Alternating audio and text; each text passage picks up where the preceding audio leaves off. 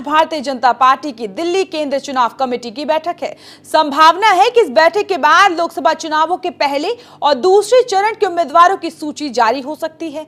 बता दें, पार्टी ने जमीनी स्तर पर कार्यकर्ताओं का फीडबैक लिया है। माना जा रहा है कि लिस्ट में कुछ दिग्गज चेहरे की सीट का ऐलान भी हो सकता है। बीजेपी की पहली लिस्ट में आंध्र प्रदेश और तेलंगाना की 42 सीटों के अलावा पश्चिम, यूपी, उत्तराखंड, बिहार के अलावा पश्चिम बंगाल, उड़ीसा और महाराष्ट्र जैसे राज्यों की कुछ सीटें भी शामिल हो सकती हैं। वहीं बहुजन समाज पार्टी भी अपने प्रत्याशियों की सूची जारी कर सकती है। बताया जा रहा है कि पार्टी सुप्रीमो मायावती ने लोकसभा चुनाव के लिए पार्टी प्रत्याशियों के साथ विचार विमर्श करने के बाद लिस्ट को अंतिम रूप दिया है, जिस पर गठबंधन की समाजवादी पार्टी से विमर्श करके जारी किया जाएगा। बता दें, 14 मार्च को बसपा सुप्रीमो ने अपने आवास में पार्टी के वरिष्ठ अधिकारियों के साथ बैठक की थी। बैठक के बाद से ही कयास लगाए जा रहे थे कि पार्टी ने प्रत्याशियों की लिस्ट फाइनल कर दी है और दिल्ली से ही प्रत्याशियों की सूची को जारी किया जाएगा।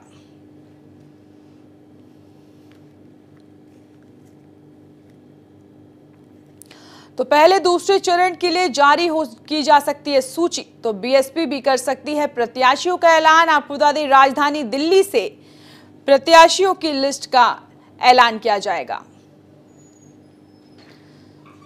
तो पहले और दूसरे चरण के लिए नामों का हो सकता है ऐलान। इसके साथ ही राजधानी दिल्ली में बीजेपी की भी बैठक है, जहां पर प्रत्याशियों की जो लिस्ट है वो जारी की जा सकती है।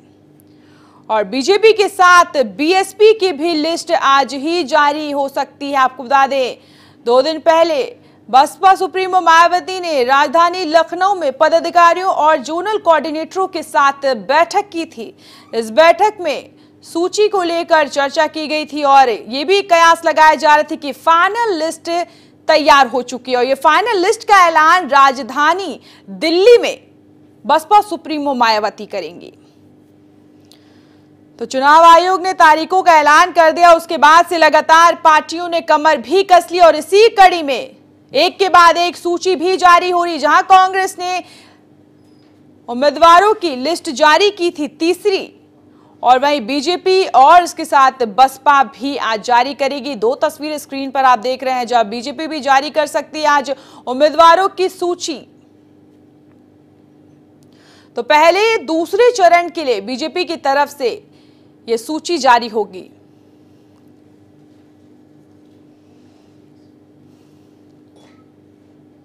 तो लगातार जिस तरह से 2019 को लेकर कवायद तेज हो चुकी है,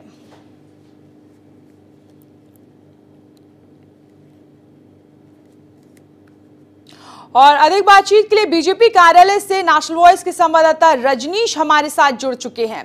तो रजनीश, आज बीजेपी अपनी जो लिस्ट है वो तैयार, जो फाइनल लिस्ट की बात की जाए, जो पहले चरण में चुनाव होने वाले, उसको लिस्ट लेकर जारी कर सकती, क्या कुछ जानकारी?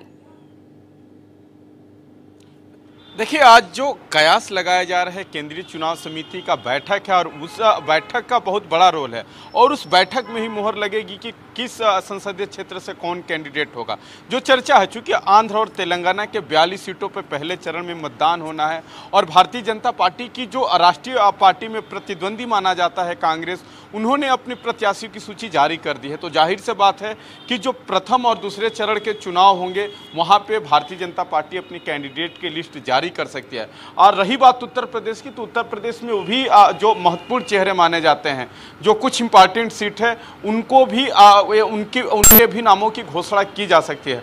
अभी चूंकि मैं बीजेपी मुख्यालय पे हूँ, हालांकि होना घोषणा वहाँ से होना है, लेकिन लगातार उत्तर प्रदेश के जो बीजेपी के मुख्यालय है वहाँ पे लगातार मंथन चल रहा है। अभी भी पार्टी कार्यालय में जेपी नड्डा, जो यहाँ के प्रभारी हैं, डिप्टी सीएम दिनेश शर्मा, संगठन प्रभारी बंसल जी लगातार मीटिंग कर रहे हैं, बातचीत चल रहे हैं, क्योंकि यहाँ से भी अंत तक जो नाम जुड़ते हैं, नाम कटते हैं। हालांकि जो राष्ट्रीय पार्टियाँ होती हैं उनमें अंत तक नाम जुड़ता और कटता रहता है। हालांकि कल जो मीटिंग हुई थी, देर रात तक बैठक चली थी, जिसमें सीएम योगी आदित्यनाथ खुद मौजूद थे, दोनों डिप्टी सीएम थे, संगठन के लोग थे। तो कुछ राय बनी थी, कुछ सीटों पर विरोध था आज वो सूची फाइनल हो रही है और जो चूंकि उत्तर प्रदेश की दूसरा चरण और प्रथम चरण की जो आंध्र तेलंगाना की बात की जा रही है, लेकिन उत्तर प्रदेश की जो महत्वपूर्ण सीटें हैं उसको लेके यहाँ से अब भेजा जाएगा और उसके बाद नामों पे मोहर लगेगी। जी दिव्या। बिल्कुल रजनीश, क्योंकि राजधानी दिल्ली में ये बैठक होनी है और इसके साथ ही लिस्ट भी वहीं से जारी होनी, लेकिन हलचल राजधानी लखनऊ में देखी जा रही। रजनीश, बात की जाए जो मोहर लगेगी इस पर कुछ नाम काटे भी जा सकते, क्योंकि जमीनी स्तर पर फीडबैक लेने का काम बीजेपी ने इस बार किया है। देखिए, चर्चा जो है कि लगभग जो सिटिंग सांसद है उनमें 42 सांसदों की टिकट कट सकता है। बड़ा वाफो की स्थिति है। भारतीय जनता पार्टी भी ये आवाज कर रही थी कि अगर हमारे सांसदों का टिकट कटता है तो किस दल में जाते हैं। बड़ा वहाँ समीकरण उल्टा हो जाता है। अगर ये लोग जाते हैं तो कहीं ना कहीं 10 से 15 हज़ार का ट्रांसफरेबल वोट लेके जाते हैं। तो भारतीय जनता पार्टी का हमेशा से रहा, अगर पिछले चुनाव की बात करें, 2017 की बात करें, तो इन्होंने सबसे बाद अपनी कैंडिडेटों की लिस्ट जारी की थी। इससे ये हुआ था कि जो बागी थे वो अपना तेवर नहीं दिखा पाए थे। तो जो चर्चा है सांसदों की टिकट कटने की, इन मौके पे काटा जाएगा कि उनके पास कुछ करने की स्थिति ना हो। लगातार समाजवादी पार्टी भी अपनी जो प्रत्याशियों की सूची है वो जारी कर रही है, कांग्रेस भी जारी हालांकि बसपा ने अपने जो कैंडिडेट है प्रभारी बनाया जरूर गया है और बसपा में जो प्रभारी होते हैं वही लोकसभा के कैंडिडेट हो जाते हैं, लेकिन अभी पार्टी के तरफ से अधिकृत सूची नहीं आई है। तो Bharatiya Janata party damage control रोकने के लिए, चूंकि मैंने पहले ही आपसे बताया कि 2017 का जो विधानसभा का चुनाव था, सारे पार्टी के प्रत्याशियों की लिस्ट जारी होने के बाद इन्होंने अपनी लिस्ट जारी की थी कि लोग बागी न बन पाए। चर्चा है कि वही रणनीति इस बार भी खासकर उत्तर प्रदेश में अपनाया जाएगा, क्योंकि जो दिल्ली की गद्दी होती है उत्तर प्रदेश से ही होके जाता है सबसे अधिक। यहीं की सीटें लगभग 80 सीटें हैं। तो कुल मिला के पूरे राजनीतिक दलों की, केवल हम भारतीय जनता पार्टी की बात ना करें, कांग्रेस की बात करें, जहाँ जो भी क्षेत्रीय पार्टी है, पूरा फोकस खासकर उत्तर प्रदेश पे लगा हुआ है। जी बिल्कुल रजनीश, क्योंकि अगर ऐसे भी नाम सामने आ रहे, लगातार जो केंद्रीय मंत्री है मेनका गांधी वो करनाल से लड़ने की इच्छा जता रही हैं और साथ ही ये भी कह रही हैं कि जो उनके बेटे वरुण गांधी है उनको यहां पर पीलीभीत से लड़ाया जाए, क्योंकि उनके भविष्य लगभग राजनीति में एक दौर नया तय करेगा। इसको लेकर भी बड़े कयास लगाए जा रहे हैं। देखिए, संगठन हमेशा से नेताओं के जो मंशा होती है, हर एक नेता चाहता है कि हम वहां से चुनाव फाइट करें जहां से हम आसानी से चुनाव जीत पाए, लेकिन संगठन को वहां के जातीय समीकरण को भी साधना होता है, लोकल वर्करों को भी साधना होता है। तो ये संगठन और जो केंद्रीय चुनाव समिति बनी उसके सामने बड़ा चैलेंज है। केवल हम मेनका गांधी की बात ना करें, बहुत से ऐसे चेहरे हैं जो अपने संसदीय क्षेत्र बदलना चाह रहे हैं। कहीं ना कहीं उनको परिसीमन के हिसाब से सोच रहे हैं कि यहाँ अगर हम चुनाव लड़ेंगे तो यहाँ आसानी से चुनाव जीत जाएंगे। चूंकि पिछले बार 2014 का जो मोदी लहर कहा जाता है, इस बार जरूर जिस तरह विपक्षी पार्टियां लगातार मोदी पे हमला कर रहे हैं, एनडीए की सरकार पे हमला कर रहे हैं, तो कहीं ना कहीं भारतीय जनता पार्टी नहीं चाहती है कि 2019 का लोकसभा का चुनाव हो वो हमारे हिस्से से किसी दूसरे के हिस्से में चले जाए।